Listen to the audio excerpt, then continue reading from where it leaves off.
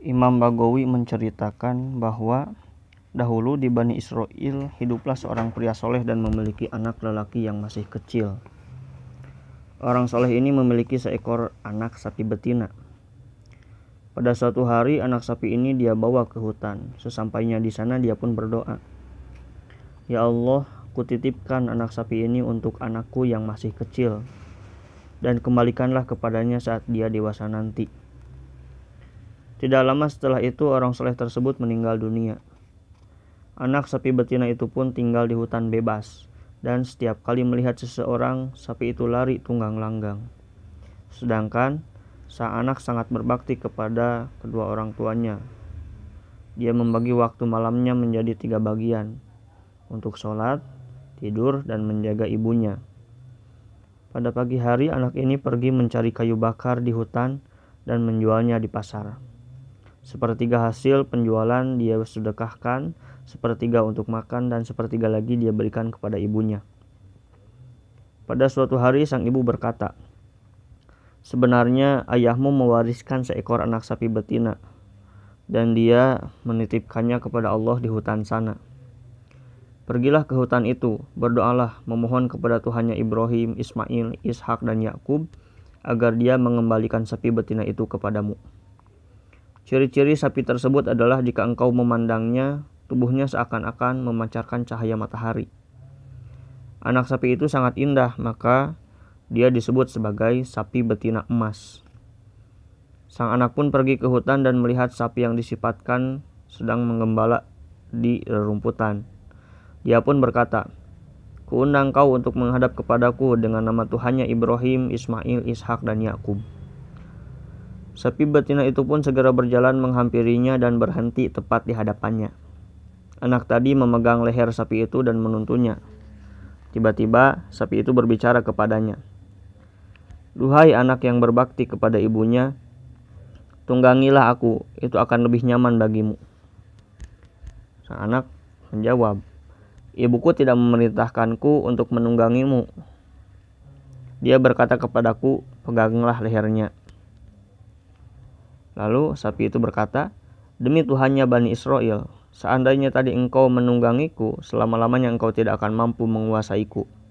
Seandainya engkau memerintahkan gunung untuk dicabut hingga ke dasarnya, gunung itu pun akan tercabut berkat baktimu kepada ibumu." Jawab si sapi. Pemuda itu membawa sapi betina tersebut ke rumah untuk diserahkan kepada ibunya. Sang ibu berkata, "Engkau miskin dan tidak memiliki harta. Berat bagimu untuk mencari kayu bakar pada siang hari dan sholat pada malam hari. Juallah sapi ini." "Dengan harga berapa sapi ini harus kujual?" kata sang anak. "Dengan harga berapa sapi ini harus kujual?" kata ibunya. Dijawab, 3 dinar, dan jangan mengubah harga sebelum bermusyawarah denganku." Pemuda itu membawa sapi tersebut ke pasar.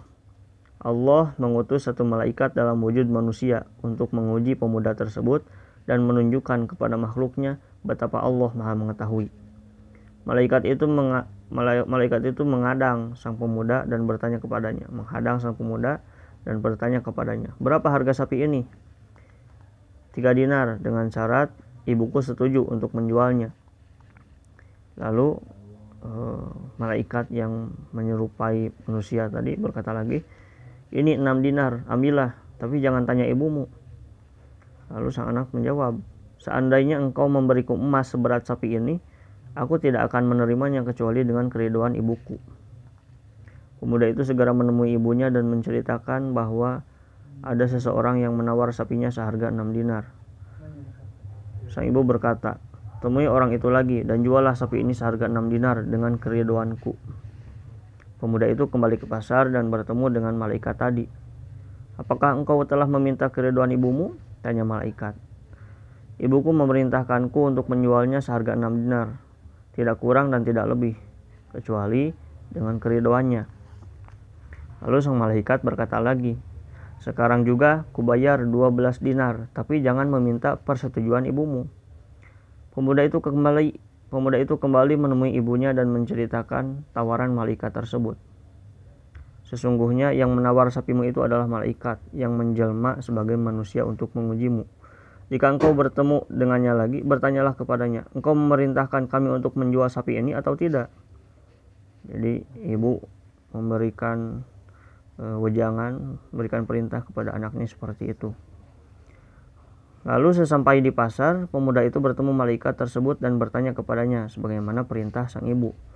Malaikat pun menjawab, kembalilah kepada ibumu dan katakan kepadanya, pelihara sapi ini sementara waktu karena Musa bin Imran, yakni Nabi Musa alaihissalam, akan membelinya untuk menghidupkan seorang pria Bani Israel yang tewas terbunuh. Jualah sapi ini dengan dinar sebanyak yang ditampung oleh kulit sapi ini. Maksudnya seharga emas seberat sapi tersebut.